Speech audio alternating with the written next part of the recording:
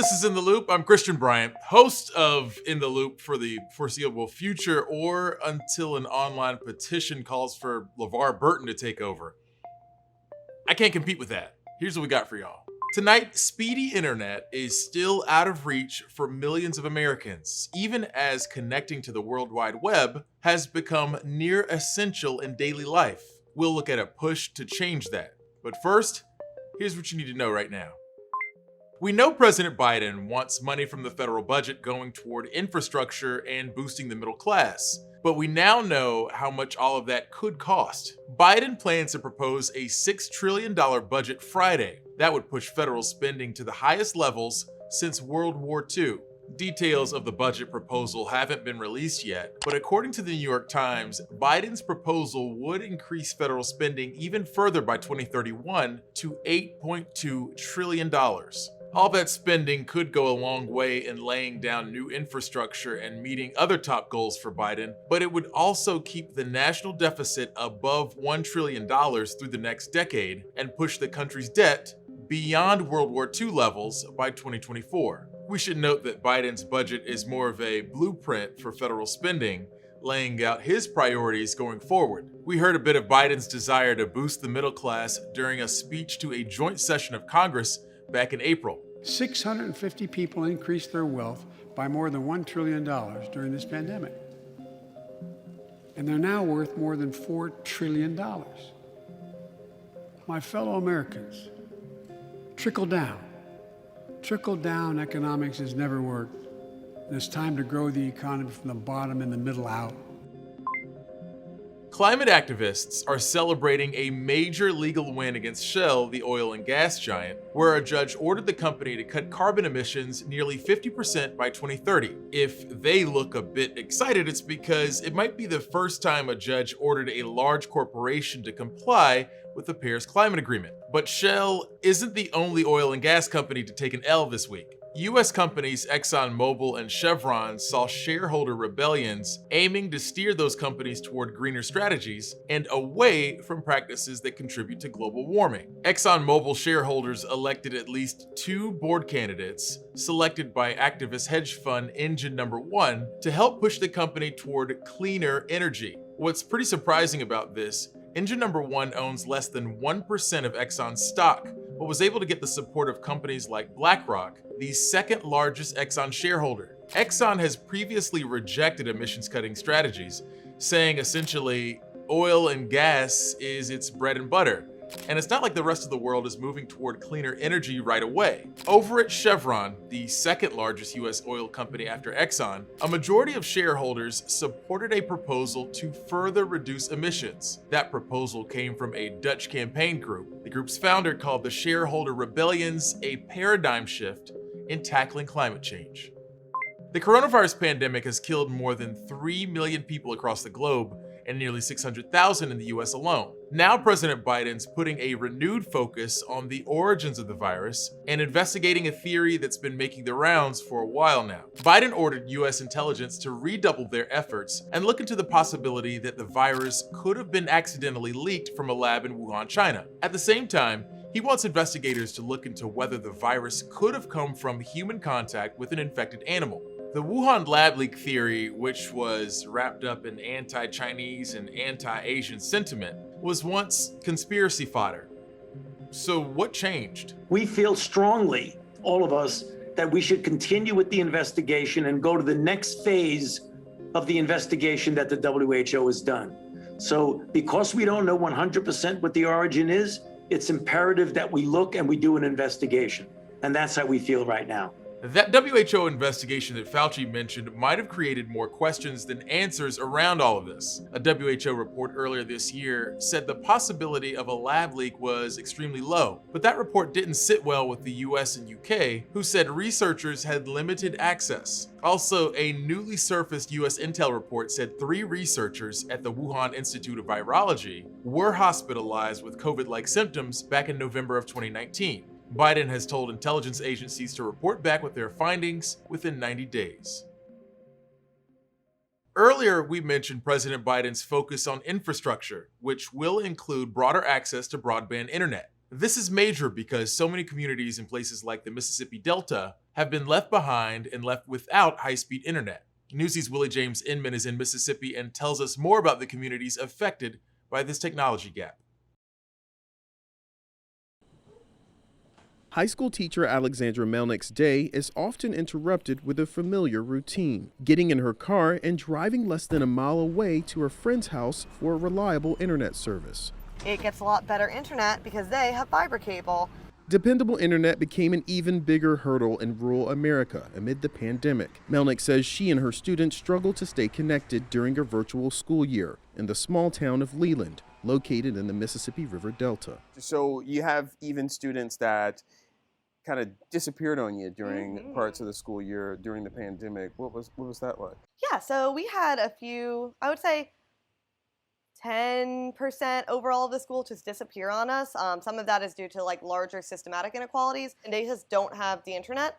And once they go home, they're gone. We can't contact them. An estimated 42 million Americans lack access to broadband internet, and Mississippi is among the bottom 10 states in the nation. Expanding high-speed internet to areas of the country like the Mississippi Delta is a key part of the ongoing infrastructure talks happening in Washington. And though there is bipartisan support for investing in broadband, how much and how to pay for it remains a key sticking point. It could take as much as $50,000 to $60,000 per mile for internet providers to put in the lines necessary to connect businesses and homes to the internet. And that's something they say they just can't do without federal support. Joey Garner leads a company her family started nearly 100 years ago. I think that in order for our whole country to be successful, we can't leave anybody behind. So the rural parts of America need the connections just like the cities do. And there are not many companies who are willing to invest in these areas because it is so costly. TEC is part of a network of small, regional, and locally owned companies which work in rural areas. These types of businesses would likely benefit from any major broadband funds from the U.S. government.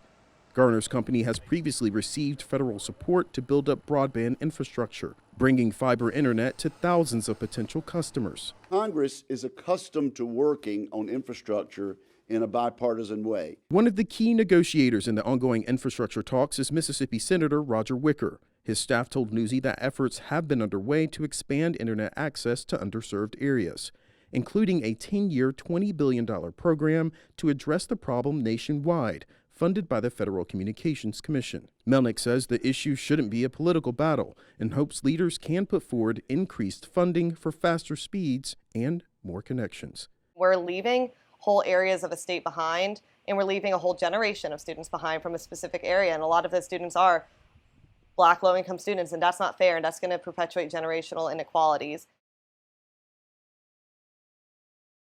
When you're back, we'll tell you how Netflix could be introducing chronic indecision into another aspect of your recreational time.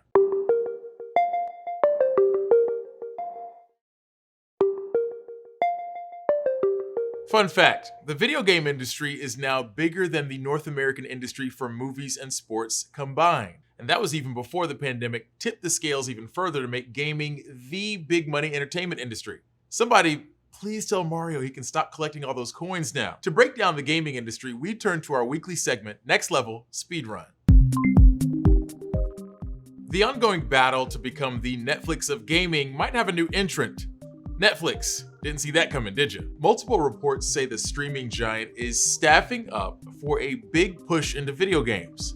It's still early days, but Netflix is reportedly looking into something like Apple Arcade, offering a whole chunk of mostly exclusive games for a monthly fee. Subscription services for games have been gaining in popularity for years. Console makers Microsoft and Sony both offer subscriptions to a rotating library of games through their devices. Anyway, if this thing takes off, I can't wait to bring the Netflix experience to my gaming life, listlessly scrolling through a host of interesting indie titles that I just don't have the energy to get invested in right now.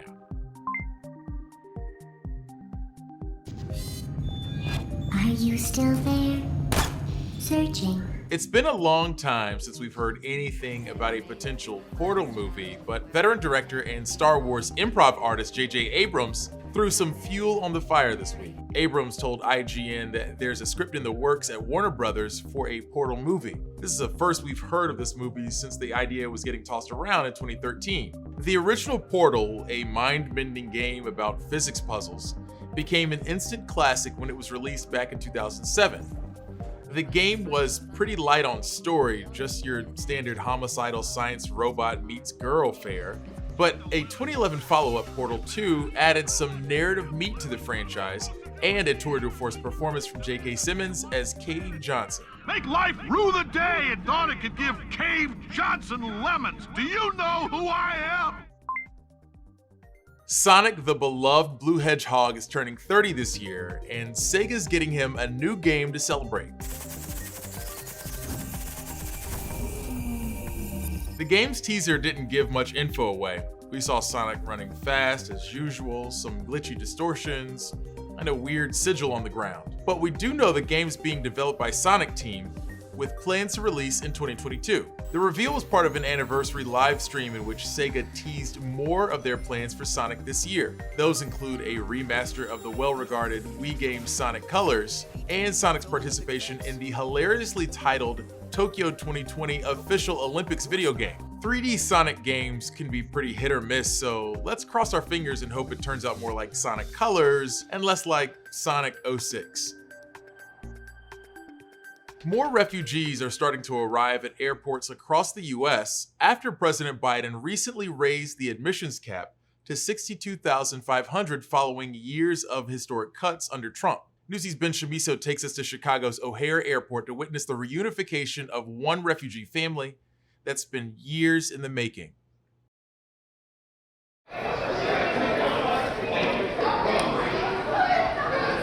For the first time in 5 years, Congolese refugee Mwenebatu Mwenemkamba is hugging his wife and son. God has done the miracle for me. Today we are together. I can say that I'm very happy.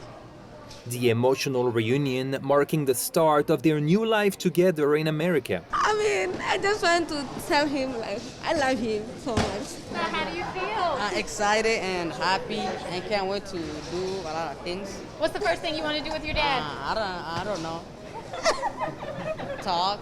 For more than 20 years, Mwenemkamba and Mapenzi Mwenyake lived in a refugee camp in Tanzania after fleeing war and ethnic cleansing in the Congo.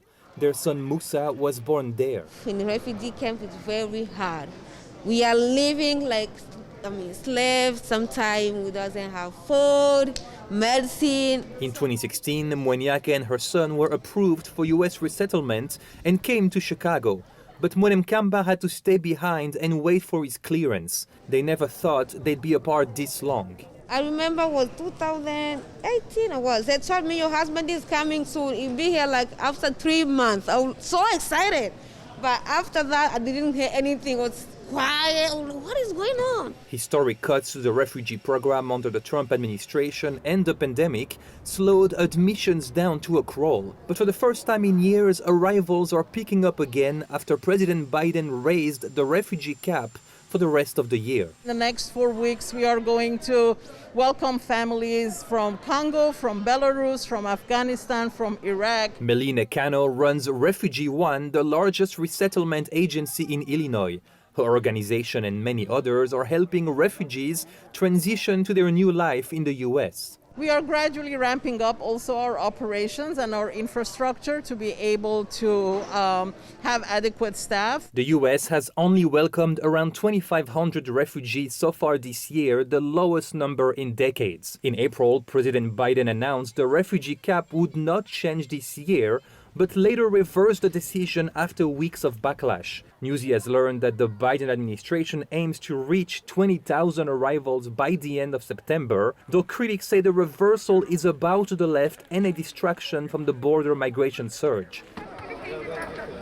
As for Mwenemkamba, Mwenyake and their son, they are eager to make up for lost time and start their new life in a new Chicago apartment that a local church helped furnish. Ben Shamiso, Newsy, Chicago. Really, it's great to see something positive happening at O'Hare for a change. If you've ever been there, then you know what I'm talking about.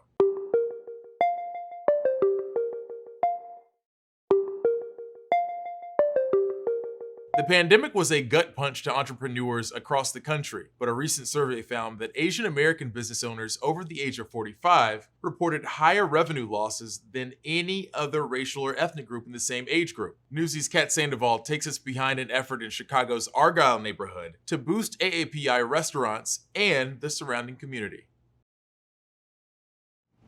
In Chicago's Asia on Argyle, these historic city blocks are lined with Southeast Asian shops and restaurants. There are about 60 businesses, mostly Vietnamese, Cambodian, and Thai. The businesses here have been hit hard by the pandemic, and the people in this community now live on high alert due to recent incidents of anti-Asian hate. A lot of the businesses haven't been able to survive. A survey found in the U.S., 90% of Asian entrepreneurs over the age of 45 reported revenue loss, and in this past year saw the largest decline in ownership than any other group. Hey, I'm here to pick up my medication. There you go. Oh, all right, thank you. Jennifer Pham is the co-owner of Mini TX Pharmacy. When her parents opened their store almost 40 years ago, they were the first Vietnamese business on the street. What my parents created here, they created a community and they wanted to see their community thrive. In following the tradition of community, Pham and co-founder Sanny Wen helped launch the group Celebrate Argyle. We're celebrating the diversity and the beauty that makes Asian Argyle so special. Wen says it can be easy to see Asian Americans as just victims of hate crimes, and she wants to change that narrative. Celebrate Argyle is more than a community initiative. It's an opportunity for us to tell the story about our community as well as empower the youth to get involved. With a little over $13,000 in grant money they received from a nonprofit partner, Celebrate Argyle has been creating events, providing mini grants for 10 local businesses, and providing social media boost just this year. One of the businesses is Na Hang Vietnam Restaurant, which lost about 30% of their profits during the pandemic. Our family really loves what we're doing.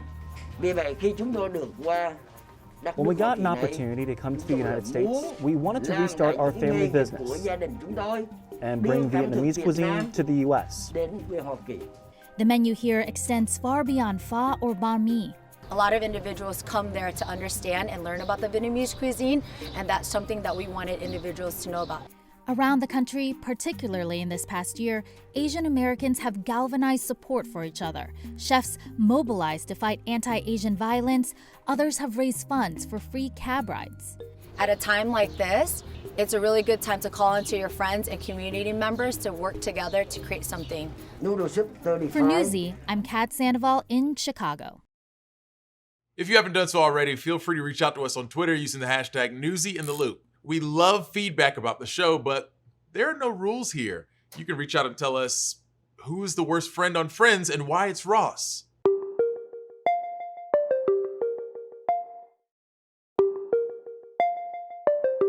Wolf population control and reintroduction have been complicated issues in the western U.S. for the last 4 years. Now, a new law in Idaho calls for killing of up to 90% of the state's wolves. National reporter Thomas Hopaw tells us why this move has stirred up controversy. We are very concerned that Idaho's legislature has decided that they are going to manage wildlife instead of their game management agency. Elk populations are greater in Idaho than when wolves were reintroduced 25 years ago. It goes back to just all the controversy that wolves bring and all the human emotions that they bring as well. Wolves have been at the center of complicated environmental issues in parts of the country, whether it's trying to control the growing population of Montana and Idaho or reintroducing them back to their former habitat in Colorado. There never was like a specific maximum number of wolves that was being shot for. The intention of reintroduction and recovering species is to have them occupy not necessarily a particular number, but to have them occupy a reasonable amount of habitat and to fulfill their ecological roles in that. Now in Idaho, a new law is calling for population control, allowing the killing of 90% of wolves in the state after reintroducing them in the 90s. They're not being managed in Idaho in a way that is driven by science. They're being driven in Idaho to eliminate wolves because they think their constituents want that to happen. There's no science behind it. State lawmakers moved forward with the legislation without support from the Idaho Department of Fish and Game. They say one reason for the law is the killing of livestock. Idaho Representative Dorothy Moon, who supports the law, did not respond to my request for an interview, but has been quoted during recent sessions saying, quote, "There are too many wolves and we've got to get this in check. All due respect to Fish and Game, they need our help." However, the U.S. Department of Agriculture found only 130 cattle and sheep in Idaho were killed by wolves from June to July in 2019. Way back in 1938, sportsmen fought hard through a citizens' initiative to establish the Fish and Game Commission to insulate wildlife management from politics. And that line was crossed by this bill this year. Which is something even hunters oppose, like Ted Koch with backcountry hunters and anglers. What really concerned backcountry hunters and anglers about that recent state law is that the legislature usurped the authority of the Fish and Game Commission here in Idaho. We should stick to the science and let policymakers that are established to do this job actually do it. The wolves actually act as this really important disease mitigation tool. Michael Lucid is a biologist formerly with Fish and Game, but now runs a conservation company called Selker Wildlife Science. Lucid believes killing 90% of the population could be detrimental to Idaho and cause a ripple effect in other states. And this new law is essentially removing this natural mitigation tool we have by reducing the number of wolves at a time we really need it, and chronic wasting disease is knocking at our door. As a hunter himself, Lucid says the law is also problematic because it allows hunters to use illegal methods like night vision ATVs and the possible use of helicopters for aerial wolf hunting. The state agencies really serve as the backstop for these ethics. And when you have the state legislature come in and just, make these laws and not listen to their agencies, then I think it's a real problem. For now, conservation groups have already asked the Biden administration to step in and take back wolf management. They're considering legal challenges as well. I'm Thomas Hoppo reporting. That's it for us, gang. As always, thanks for watching. We'll be back for more in The Loop next week. Same time, same place. Top stories from Newsy are headed your way right now.